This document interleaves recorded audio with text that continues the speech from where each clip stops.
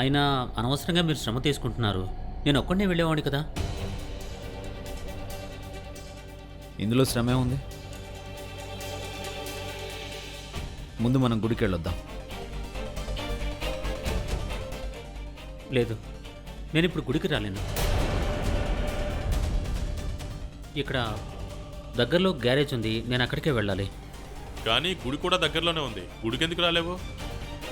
మన రాఖీ చావు, నాన్న యాక్సిడెంట్, ఇన్ని దారుణాలు జరిగాక నాకు దేవుని మీద పూర్తిగా నమ్మకం పోయింది.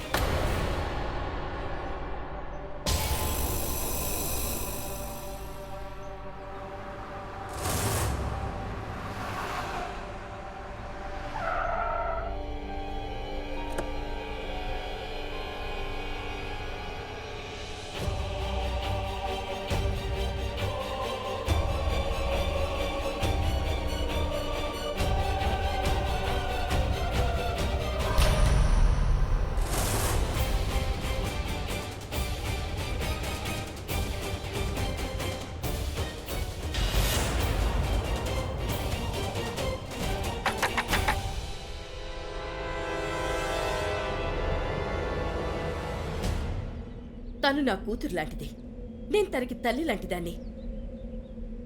తల్లి కూతుర్ని విడిపించడానికి వచ్చింది.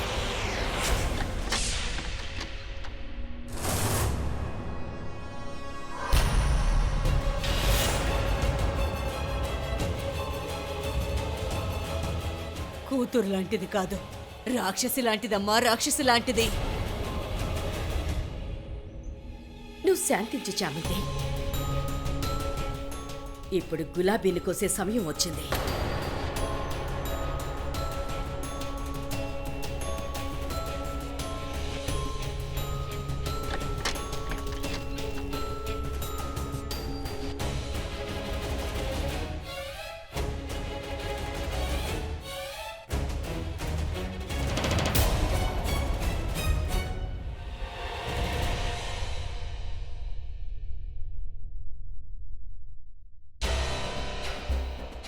చూడమ్మా, మీ అమ్మ వచ్చింది.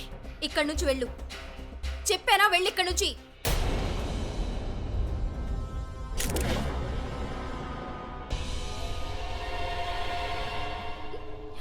రాఖీ, అప్పు ఆంటీ,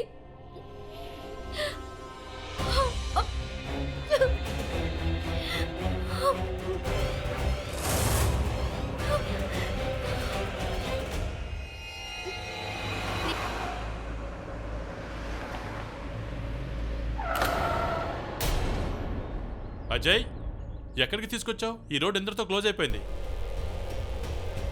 అయ్యో సారీ, నేను జీపీఎస్ని తప్పుగా చెప్పినట్టున్నాను. ఈ మధ్య నెట్ కూడా మోసం చేస్తుంది. అవును, నిజమే, మోసం చేస్తుంది.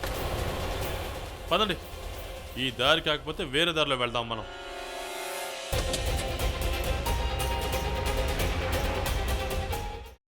అమ్మా, అలాంటి వాళ్ళది నిజమైన ప్రేమ కాదు, అది వ్యామోహం.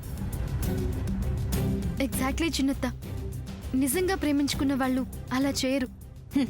ఎంత మనసు విరిగిపోతే కన్న కూతుర్ని పట్టుకొని మా దృష్టిలో చచ్చిపోయా ఉంటుందా తల్లి?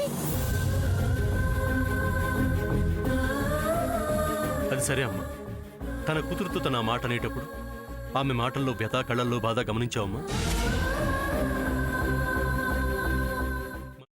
పెద్దబాబుకు బర్త్డే విషెస్ చెప్పు కూడా వెళ్ళాం కదా. ఊరికే ఎలా కాలిపోతుంది? మంట పెడితేనో పడితేనో తగలబడుతుంది.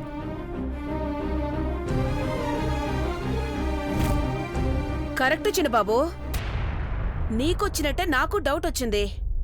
పార్వతే షర్టును తగలబెట్టిందనుకుంటా.